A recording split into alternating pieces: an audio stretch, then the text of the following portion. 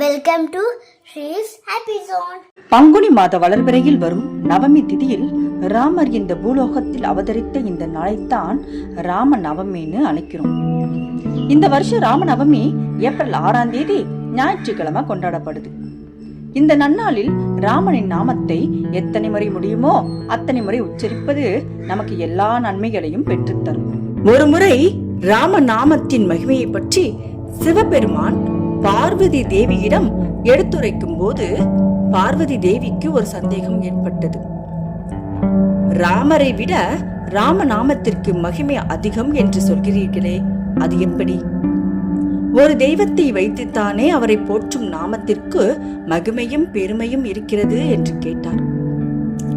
இதற்கு பதிலளித்த சிவபெருமான், ராமா என்னும் சொல்லை ஒரு முறை உச்சரித்தாலே அது நமோ நாராயணா என்ற அஷ்டாட்சர மந்திரத்தையும் நம சிவாய என்ற பஞ்சாட்சர மந்திரத்தையும் சொன்ன பலன் கிடைக்கும். நாராயணா என்ற நாமத்தில் உள்ள ரா என்கின்ற எழுத்தும் நமச்சிவாயா என்ற நாமத்தில் மா என்ற எழுத்தும் சேர்ந்துதான் ராமா என்ற நாமம். அது வெறும் நாமம் அல்ல, அது 2 எழுத்து மந்திரம். காசியில் இறக்கும் நபரின் காதுகளில் நான் ராமரின் நாமம் கூறுவதால் தான் ஸ்ரீராமரின் அருளால் இறப்பவர்களின் ஆன்மா முக்தி பெறுகிறது. அத்துணை மகத்துவம் வாய்ந்தது ராமநாமம். இதனால் தான் விஷ்ணு சகஸ்ர நாமம் அனைவராலும் போற்றப்படுகிறது. அப்படின்னு ராம நாமத்தின் சிறப்புகளை பார்வதி தேவி கிட்ட சொல்ல, பார்வதி தேவி சிவபெருமானிடம், பெருமானே, இப்படிப்பட்ட விஷ்ணு சகஸ்ர நாமத்தை அனைவரும் எளிய முறையில் பாராயணம் செய்ய அருள் புரியுமாறு வேண்டுகிறேன் என கோரிக்கை வைத்தார். அக்கோரிக்கை ஏற்ற சிவபெருமான், ஸ்ரீராம ராம ராமேதி ரமே ராமே மனோரமே சஹஸ்ரநாம தத்துல்யம் ராம நாம வரானனே, இந்த ஒரு ராம மந்திரத்தை சொன்னாலே அனந்தத்தின் 1000 நாமங்களை, அதாவது விஷ்ணு சஹஸ்ர நாமம் உச்சரித்த பலன் கிடைக்கும். இந்த மந்திரம் விஷ்ணு சகஸ்ர நாமத்தின் முடிவில் சொல்லப்படுகிறது. விஷ்ணு சகஸ்ர நாமத்தை முழுவதும் கூற முடியாவிட்டாலும் இந்த ஒரு மந்திரத்தை சொன்னாலே போதும், விஷ்ணு சகஸ்ர நாமம் முழுவதும் படித்த பயன் அடையலாம். மேலும் ஸ்ரீராமரை விட ராம நாமம் உயர்ந்தது என்பதை ராமாயணத்தில் வரும் சம்பவத்தின் மூலம் அறியலாம். அப்படின்னு ராமாயணத்தில் வர ஒரு கதைய பார்வதி தேவி கிட்ட சொல்ல ஆரம்பிக்கிறாரு சிவபெருமான். சிவபெருமான் அப்படி எந்த கதை மூலமா ராமநாமத்தின் சிறப்பு பத்தி பார்வதி தேவி கிட்ட சொல்லி இருக்காருன்னு தெரிஞ்சுக்க நமது வீடியோவை முழுவதும் பாருங்க. என் தேவியே, ராமநாமத்தின் சிறப்புகளை பற்றி உனக்கு எடுத்துரைக்கிறேன், கேட்பாயாக.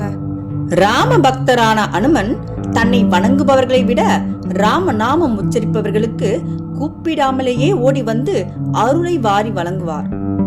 ராமநாமம் ஒலிக்கும் இடத்தில் தான் இருந்து கொண்டே இருக்க வேண்டும் என்பதற்காக கிடைப்பதற்கு அரிய வைகுண்ட பதவியை மகாவிஷ்ணுவே தருவதாக சொல்லியும் வர மறுத்தவர் அனுமன்.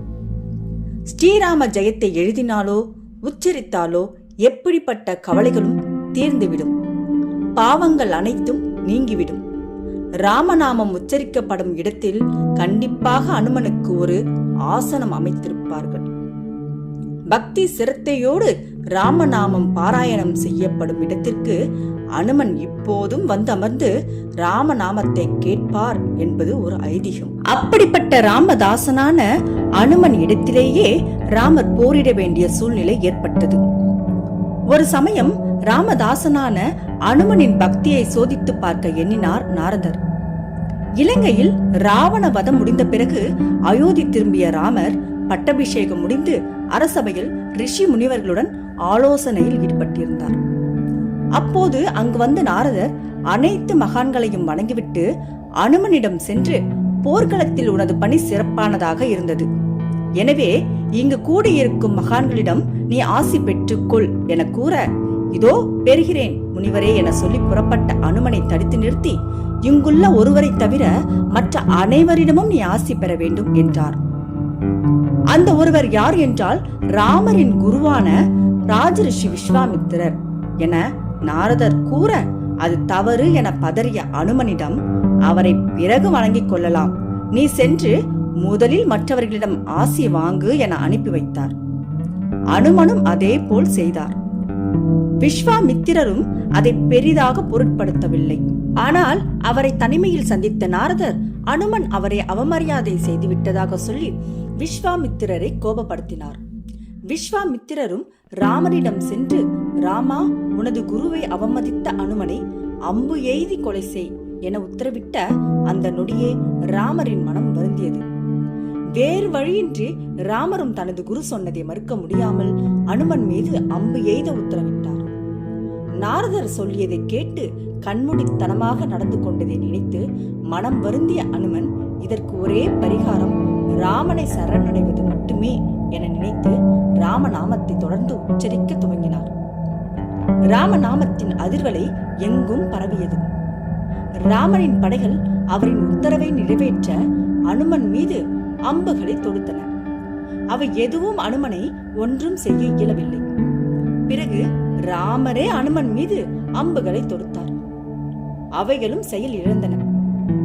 இறுதியாக குரு விஸ்வாமித்திரரின் அனுமதியுடன் பிரம்மாஸ்திரத்தை எய்தினார் ராமர். அப்போதும் விடாமல் அனுமன் உச்சரித்துக் கொண்டிருந்த ராமநாமத்தின் மகிமையால் பிரம்மாஸ்திரம் கூட செயல் இழந்து போனது. இதை கண்டு ராமரே திகைத்து போனார்.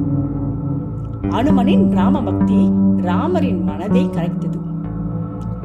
ராமநாமத்தின் மகிமையை அனைவரும் அறிய செய்வதற்காகத்தான் அனுமன் பற்றி தவறாக சொல்லியதை ஒப்புக்கொண்டு மன்னிப்பு கேட்டார் நாரதர். பிரம்மாஸ்திரத்தையே வலிமை இழக்க செய்து ராமநாமம் அனுமனை அரண் போல் காத்தது. இப்போது புரிகிறதா ஏன் ராமரை விட ராமன் நாமம் சிறந்தது என்பது?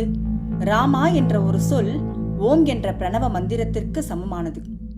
ஒரு முறை உரைத்தால் கோடி கோடி பலன்களை தரக்கூடியது அப்படின்னு பார்வதி தேவி கிட்ட ராமநாமத்தின் சிறப்புகளை சொல்லி முடிச்சாரு சிவபெருமான்.